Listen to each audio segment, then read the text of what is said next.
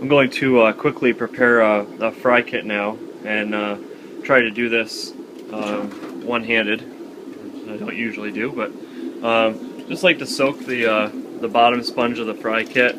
Just get it wet. It makes it easier to get into the jar and adjust. We're putting this down into a clean 1 gallon jar. Then we're going to raise the whole thing up about a 3/4 of an inch or so off the bottom. We want to have a pretty level sponge, so as you're moving this jar around or the eggs are settling, they're not all clumping together.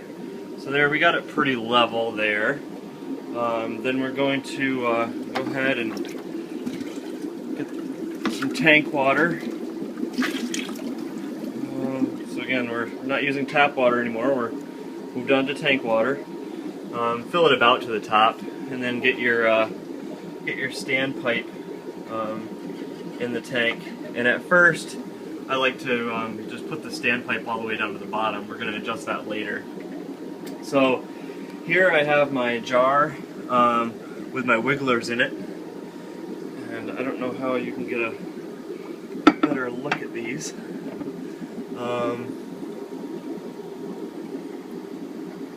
They are in there. You can trust me on that. You can sort of see them over in mostly over in the back there.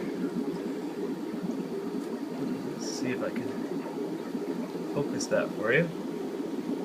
Anyway, there's our wigglers. I'm going to see them a little bit better in a minute. And what I'm going to do is take this jar. Everything is settled to the bottom. I'm going to pour off, 70% of the water or so. Now, I'm not pouring out the wigglers. They're still in there. They're still in the bottom. Once I've poured off most of the water, I'm going to pour these through a reusable coffee filter. Swish them up there at the end. Pour everything off. Make sure I've got everything out. And there are my wigglers. So I'm going to take these. This is going to be very tricky to do one-handed, but I am going to try and set the camera down here. Oops. Forgive this poor video production.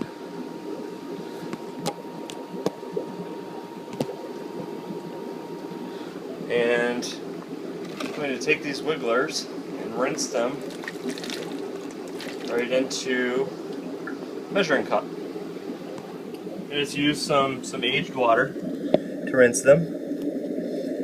Now you can see all my wigglers there. I'll try to stop the water from moving here so you can maybe see them a little bit better. Maybe another light would help me a little bit. So there are all my wigglers. Looks like a pretty good spawn. Again, we maybe have like 20 or so white eggs mixed in through here. The spawn was about maybe 500, maybe 600 eggs. But we have a whole great set of wigglers.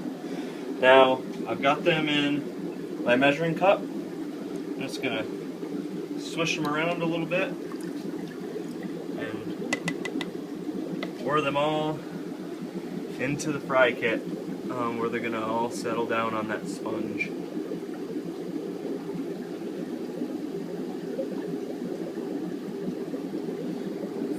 Get real close here, as close as it'll let us zoom in. You can see everybody just sort of wiggling, having a good old time in there. So that is the end of step 4, getting things into the fry jar. Oh, I forgot one step here. What I've got to do is, I have my top. I have a meat injector needle, which I have through the top of all my fry kit sponges.